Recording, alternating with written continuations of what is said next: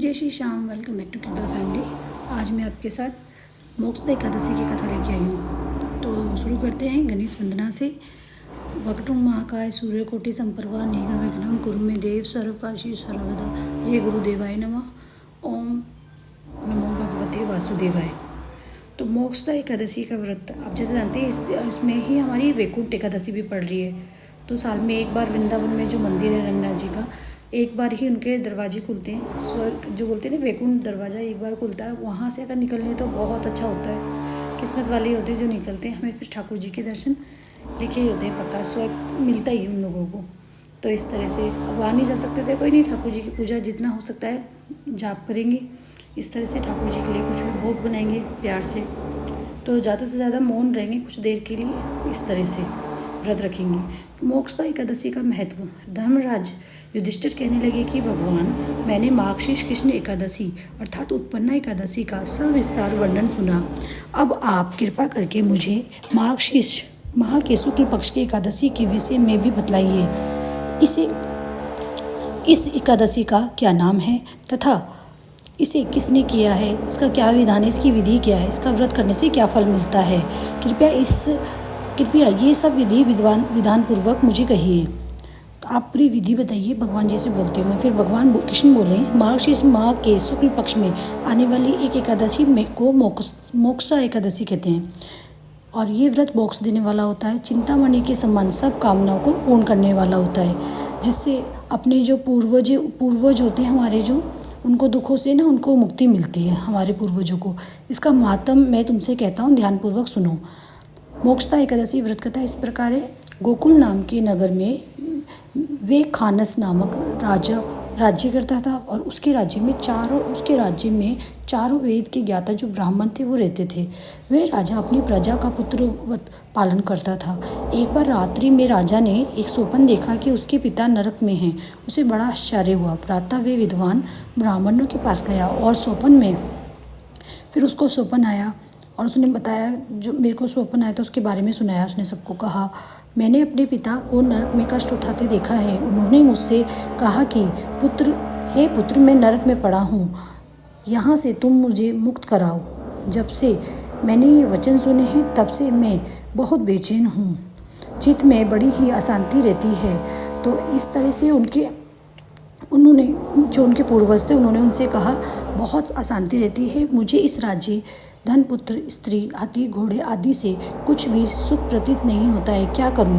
राजा ने कहा, हे ब्राह्मण, देवताओं, इस दुख के कारण मेरा सारा शरीर जल रहा है।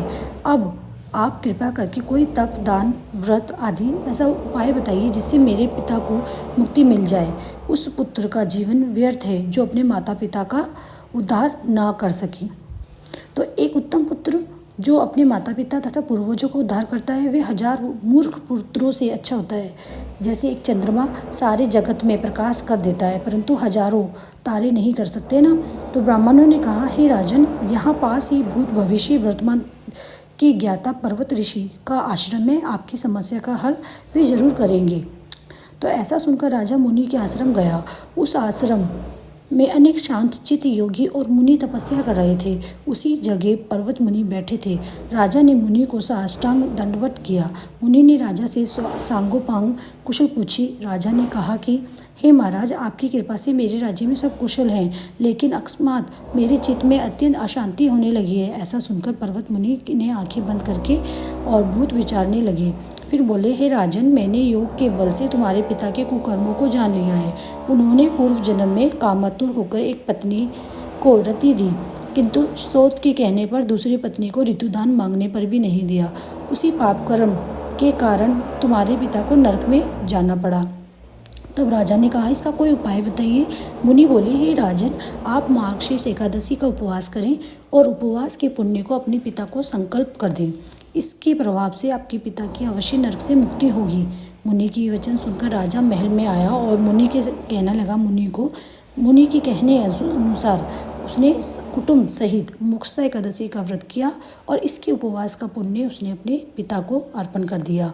इसके प्रभाव से उसके पिता को मुक्ति मिल गई। फिर उसने ये व्रत करके सारा अपना जितना भी पुण्य उसने एकत्र किया था उसने अपने पिता को दे दिया। और फिर इसके प्रभाव से उसके पिता को मुक्ति मिली और वो स्वर्ग में जाते हुए वे पुत्र से कहने लगे कि हे पुत्र, तेरा कल्याण हो। ये कहकर वो स्वर्ग को चले गए।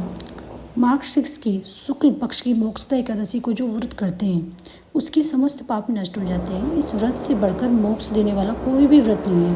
कहा जाता है कि मतलब इस व्रत को जो नहीं भी रखते ना, तो भी इस दिन मोक्षदा एकादशी पड़ती है तो उसको व्रत करना चाहिए, जिससे कि हमारे पितरों को हमारा जो भी पुण्य कर्म हमें मिलता है तो हम उनको दान दे सके, जिससे उनको जो भी नरक की ताड़ना से नहीं होती है उससे मुक्ति मिलेगी। और इस दिन गीता जयंती भी मनाई जाती है। तो इसी तरह से हमें आज के दिन से हमें ये भी नियम लेना चाहिए कि हमें गीता डेली कोई सा भी छोटा सा या श्लोक पढ़ो या पूरा लेसन पाठ पढ़ो, अनुष्ठान करना चाहिए कि हाँ भी हमें आज से शुरू करते हैं, तो उससे भी हमें कहीं ना फल मिलता। अब मैं आपको स्पेशल भोग बताती हूँ। बेल पत्थर का भोग लगेगा, हमें भी खाना है, सबको खिलाना है। हरे